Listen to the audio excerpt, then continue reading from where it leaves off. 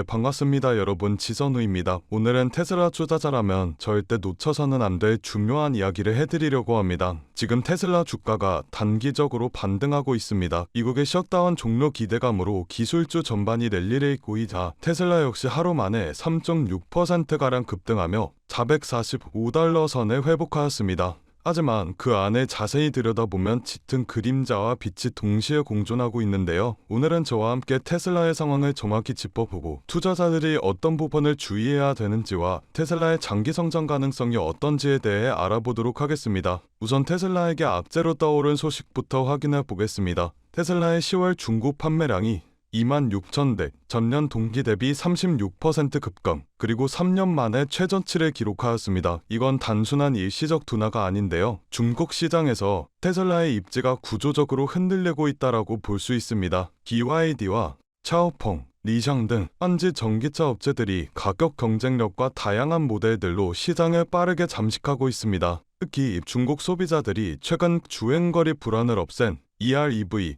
확장형 전기차 모델을 선호하면서 순수 전기차만 고집하는 테슬라는 상대적으로 경쟁력이 떨어지고 있는 상황입니다. 테슬라의 모델 Y, L이 한때 큰 인기를 끌었지만 그 효과도 한 달 만에 사라졌습니다. 9월엔 판매가가 63%가 넘게 폭증했지만 10월엔 폭락, 전형적인 신제품 반짝 효과의 한계를 보여주었다고 볼 수 있죠. 문제는 중국만이 아닙니다. 유럽에서도 테슬라의 점유율이 빠르게 무너지고 있습니다. BYD는 영국에서 7배, 독일에서 4배 더 많은 양의 차량을 판매하였습니다. 유럽 시장은 단순히 판매 경쟁이 아니라 브랜드 신뢰의 싸움이라고 볼 수가 있는데, 최근 머스크의 정치적 행보가 유럽 소비자들에게 부정적인 이미지를 심어주었습니다. 특히 진보 성향이 강한 유럽에서 머스크의 극우적 발언이나 정치 개입은 브랜드 이탈로 직격되는 일이 만들어지게 되었죠. 업계는 머스크의 행동이 유럽 소비자들을 떠나게 만들고 있다고 분석하였습니다. 즉 기술 문제가 아닌 감정의 문제, 브랜드의 신뢰도 하락이 테슬라에게 타격을 주고 있다고 볼 수 있죠.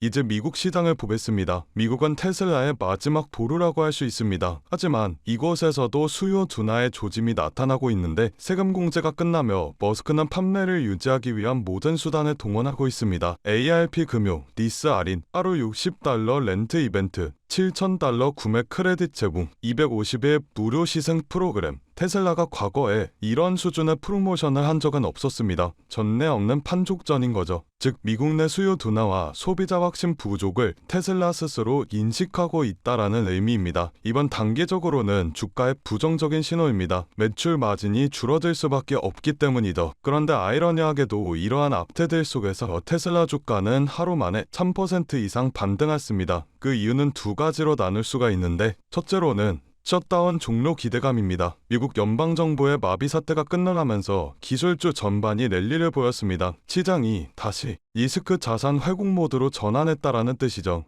두 번째로는 테슬라의 미래 모멘텀에 대한 신뢰입니다. 투자자들은 이미 알고 있습니다. 테슬라의 판매 부진이 미래 성장 동력의 부재를 의미하지는 않는다라는 것을요. 지금의 테슬라는 단순한 자동차 회사가 아닙니다. 자동차 판매로 주가가 흔들릴 회사가 아니라는 거죠. AI 자율주행인 FSD, 휴머노이드 로봇인 옵티머스, ESS 에너지 저장 장치, AI 반도체 테라페 프로젝트까지 이 네 가지가 테슬라의 미래를 지탱하고 있습니다. 전기차 판매가 일시적으로 줄어든다고 하더라도 AI 로봇 에너지 부분이 성장하면서 사업의 축이 다각화되고 있습니다. 특히 에너지 부분은 이미 전기차를 넘어섰습니다. 지난 3분기 테슬라의 에너지 매출은 전년 대비 44% 급등, 전기차 부문보다 성장 속도가 훨씬 빠른 상황이죠. 머스크가 최근 삼성 SDI와 협력해 ESS 배터리 공급 계약을 논의 중인 것도 이 사업의 확장을 위한 전략적 포석입니다. 즉 전기차의 한계를 에너지 사업이 메우는 구조가 건설되고 있다는 건데요.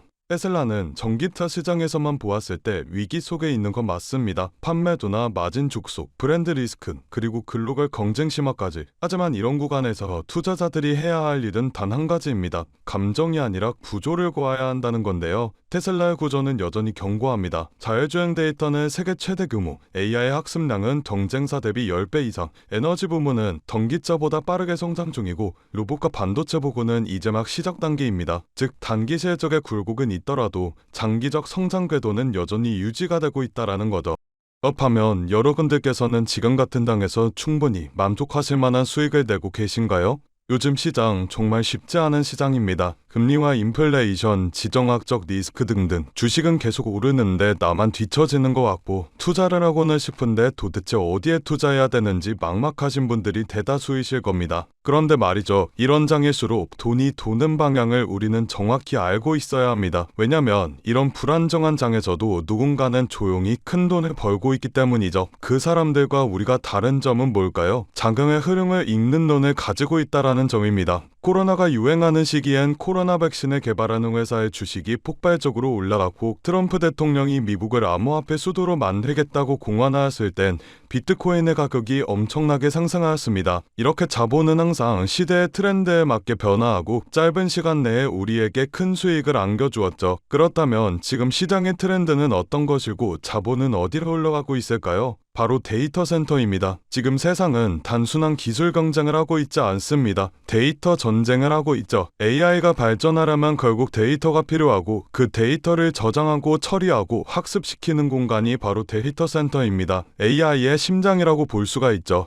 그래서 지금 전 세계가 데이터 센터 확보 전장에 뛰어들었어요. 테슬라와 엔비디아, 구글과 삼성 등등 전 세계적인 회사들이 데이터 센터에 목을 매는 이유가 바로 이겁니다. AI의 경쟁력은 모델이 아니라 인프라에 있기 때문이죠. 아무리 좋은 인공지능을 만들어도 데이터를 빠르게 처리할 수 없으면 그건 이론일 뿐 시장에서 돈이 되지 않습니다. 우리가 흔히 쓰고 있는 챗GPT가 전 세계적으로 성공할 수 있었던 이유도 그 뒤에 수천 대의 GPU가 돌아가는 데이터 센터가 있었기 때문입니다. 그리고 이런 AI 데이터 센터를 운영하기 위해서라면 엄청난 전력과 냉각 기술 그리고 초고속 네트워크 반도체가 필요하죠. 단순 소프트웨어 사업이 아니라 반도체와 전력, 인프라와 냉각 장비 등 모두 얽혀있는 복합 산업이에요. 이걸 잘 이해해야 우리가 앞으로 어떤 종목에 투자를 해야 큰 돈을 벌 수 있는지가 보이게 됩니다. 딱 그럼 최근 시장에서 데이터 센터 관련 종목들이 어떻게 움직였는지를 보겠습니다. 데이터 센터 전력 장비 기업인 버티브를 확인해 볼까요? 3년 동안 1600% 상승했습니다. 반년 만에 217%의 수익률을 올린 AI 반도체 테스트 기업도 있습니다. 어드반테스트죠. 이 외에도 굉장한 수익률을 올린 기업들이 많은데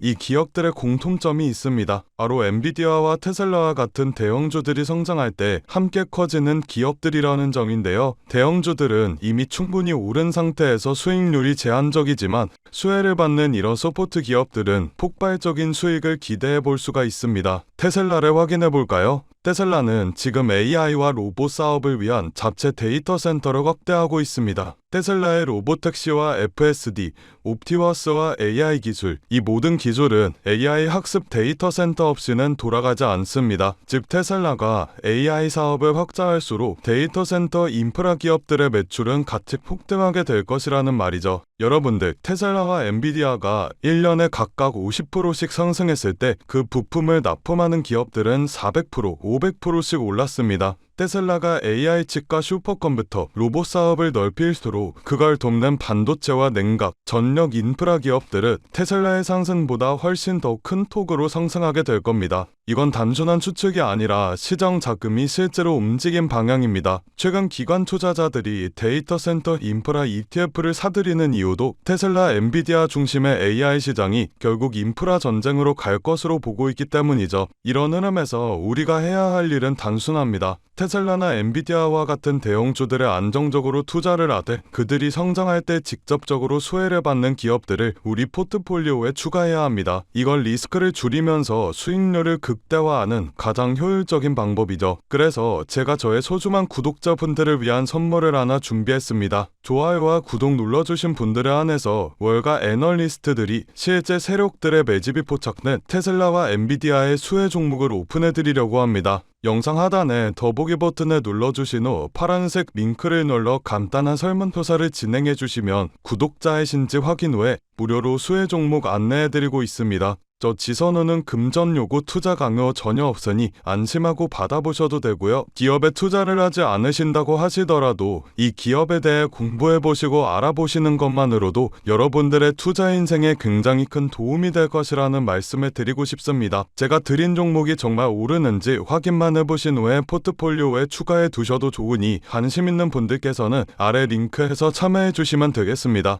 여러분들, 지금 시장은 단순한 기술 싸움이 아닙니다. 전력 싸움, 데이터 싸움, 그리고 속도 싸움이에요. AI의 시대는 이미 시작되었고 이제 그 속도를 감당할 수 있는 인프라 기업이 다음 부의 주인공이 될 겁니다. 오늘 제가 준비한 영상은 여기까지입니다. 오늘도 영상 끝까지 시청해주셔서 정말 감사드리고 저는 다음 영상에서 더 알찬 내용으로 인사드리도록 하겠습니다. 성토하시고 다음 영상에서 뵙겠습니다. 감사합니다.